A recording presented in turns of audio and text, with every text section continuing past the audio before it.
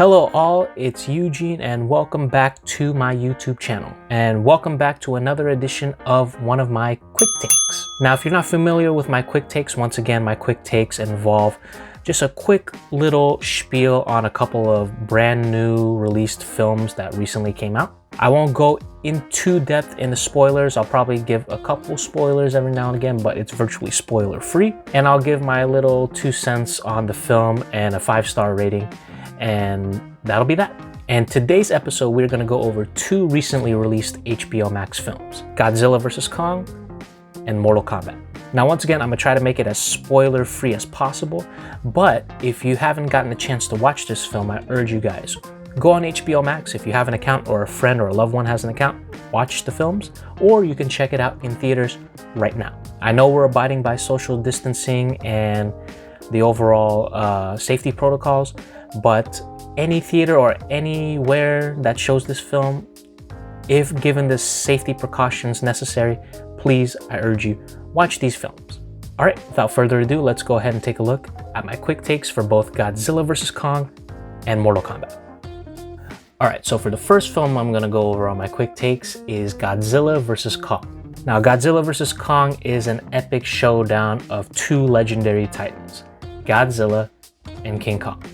If you followed the series thus far, you'll see that their paths of destruction are running parallel, but they're destined to cross paths, which is virtually where this film picks up.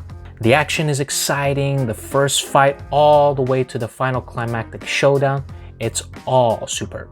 There are some human elements that are essential, but there are others that it honestly could have done without, like completely done without. And also, if you think about it, the film feels a little bit more Kong-centric, more King Kong-centric, and it almost felt like Kong featuring Godzilla rather than Godzilla versus Kong. Now, with constructive criticism aside, I do feel like this film expands the lore and opens up more doors for other possible future installments to tackle and hopefully try to top the amount of pulse-pounding action that this film supplies. Overall, I'm gonna give my quick take review for Godzilla vs. Kong a 3.95 out of 5 stars. Now, Godzilla vs. Kong was on HBO Max until April 30th, so unfortunately we missed that window. But if you can't wait until the 3 or 5 months before it goes back onto the streaming site, I urge you guys to watch it in theaters, watch it on the biggest screen possible. Make sure you practice social distancing and the safety protocols. As long as that's there, you're gravy, and you should experience it on the big screen as it's supposed to be seen. And the second and final film of my quick takes is none other than Mortal Kombat! Mortal Kombat! Mortal Kombat! Sorry about that. Now, Mortal Kombat, once again, is based on the best-selling video game franchise that began in 1993, and it follows a group of individuals brought together by a symbolic mark as an invitation to this legendary fighting tournament known as Mortal Kombat. But before the tournament commences, an evil force and threat from other realms comes to disrupt the tournament before it even begins, revealing many characters and confrontations that fans of the gory, violent series will come to know. Now, right off the bat, this film is immediate fan service. The violent, bloody fights that we didn't see on the previous incarnations of films are fully showcased here. The Easter eggs, callbacks, and shoutouts that any fan of the series will shed a grin when seeing are all here. I will also say immediately and with confidence that Kano in this film was a show stealer. He was funny, he was entertaining, vulgar, and he was unapologetically brash. It was interesting that they're not taking the route of actually highlighting the tournament, but rather staying away from it, so I admire that.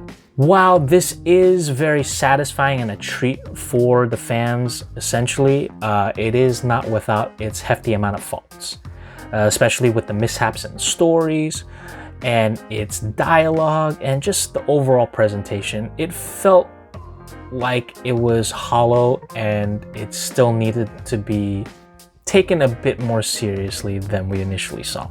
Now look, the amount of bloodshed and abundance of source material attachments, it will bring enough people to see what the fuss is about. And truly, the numbers don't lie, as you can see from the proof and, proof is in the pudding. You'll see the box office numbers for Mortal Kombat as it opened up #1 domestically in the box office during its opening weekend. It is a better taste than Annihilation, thank God. We've had that bitter taste in our mouth for years. But I don't think we're still out of the woods just yet in regards to a clear, concise storyline that will validate video game film genres as a serious piece of storytelling to uptake. Amidst all the fan service and the overall presentation of this version of Mortal Kombat, I'm gonna go ahead and give it a 2.8 out of 5. It is in theaters now, or you can check it out on HBO Max, and it'll be there until May 24th, 2021. And that concludes my quick takes on Godzilla vs. Kong and Mortal Kombat. What did you guys think of the film? Jump in the comments section, leave me your thoughts. Once again, let's accommodate for those that haven't seen the film yet. Keep it spoiler free, spoiler friendly, and any and all comments are welcome as long as they're appropriate and spoiler free. I want you to give me your quick takes on it, your ratings on it.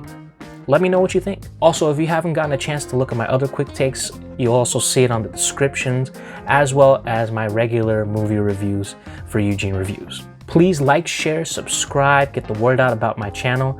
Follow me on my social media platforms such as Twitter and Instagram at Eugene Reviews on both sites. Let me know what you think about my videos. Let me know what you think about my channel.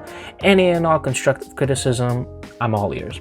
With that being said, thank y'all guys for tuning in today. I enjoy doing these, and I enjoy the fact that you've tuned in and take time out of your day to watch one of these videos. As I always say, I hope you enjoy watching these as much as I enjoy doing these, and I cannot wait to make more content for Eugene Reviews in the foreseeable future. But that concludes the quick take. I will see you guys soon. This is Eugene signing off for another episode, another edition of these quick takes, and I'll see you once more for another new episode very, very soon. Thank you so much.